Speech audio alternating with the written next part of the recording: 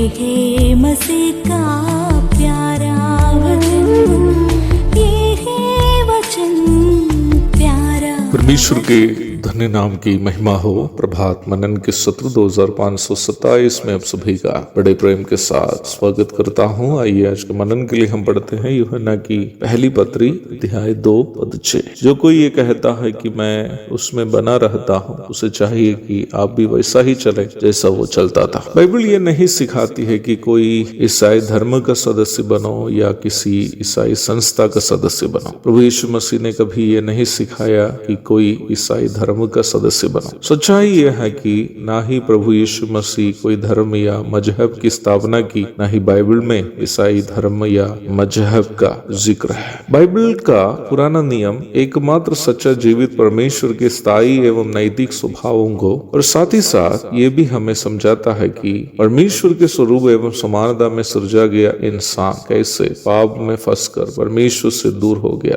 Bible का नया नियम एकमात्र सच्चा जीवित परमेश्वर का पूर्ण अवतार प्रभु यीशु मसीह के बारे में और यीशु मसीह के द्वारा मानव वंश की परमेश्वर की और वापसी के बारे में समझाता है। बाइबल के पुराना एवं नया नियमों का सारांश ही। बाइबल नया नियम की शिक्षा यह है कि पापी मनुष्य यीशु मसीह को, जो परमेश्वर का पूर्ण अवतार है, उद्धारकर्ता एवं प्रभु के रूप में स्वीकार करने के द्वारा परमेश्वर से पाप क्षमा एवं पवित्रता का दर्जा मुफ्त में प्राप्त करें और इस प्रकार उद्धार पाए हुए लोग अपने पापमय स्वभावों को छोड़कर यीशु मसीह के पवित्र स्वभावों में अपने आप को बदले। प्रारंभ में पढ़ी गई पद में प्रेरित यूहन्ना भी यही सच्चाई ही बता रहा है। स्वर्गारोहण के ठीक पूर्व अपने प्रिय शिष्यों को सेवा के लिए भेजते समय उनसे प्रभु की पहली आज्ञा यह थी कि सब जातियों के लोगों को चेला बनाओ। मत्ती 28:19। चेला वही है जो शिष्य के जीवन को अपने जीवन में उतारने की कोशिश करता है ताकि वो भी अपने गुरु की तरह दिख सके। प्रभु भोज का अनुष्ठान अपने चेलों को सौंपने के पश्चात गत्समने बगीचे होकर क्रूस की ओर चल बसने के ठीक पूर्व शिष्यों से प्रभु का संदेश भी यह था कि मैंने तुम्हें नमूना दिखा दिया है कि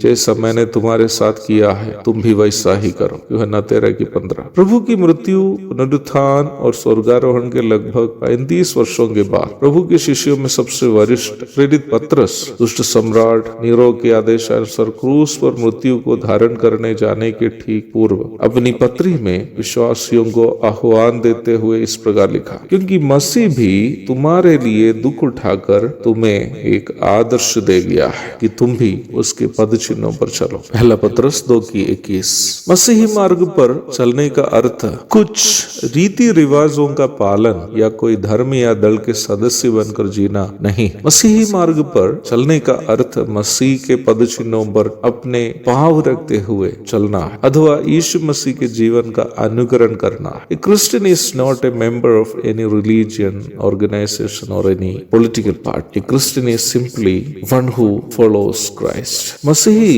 कोई धर्म संस्था या दल के सदस्य नहीं, मसीही वही है जो मसीह के पीछे चलता है। प्रभु यीशु मसीह ने इसे साधारण लोगों की भाषा में इस प्रकार कहा, जब वो अपनी सब भेड़ों को बाहर निकाल चुकता है तो उसके आगे आगे चलता है और भेड़ें उसके पीछे पीछे हो लेती है। यूहन्ना 10:4। परमेश्वर के वचन का सही अध्ययन और उसका पालन हमें यीशु मसीह के समान बदलते हैं। वही झूठी शिक्षाएं हमें केवल कोई धर्म संस्था या दल के सदस्य के रूप में फंसा कर रखती है। प्रभु यीशु मसीह की इच्छा यह है कि हम उनके जीवन का अनुकरण करने वाला एक शिष्य बने, न कि केवल नामधारी मसीही। एक और शुभ दिन की धन्य कामनाओं के साथ आज का मनन में यहाँ समाप्त करता हूँ। प्रभु आप सबको आशीष दे। आमीन।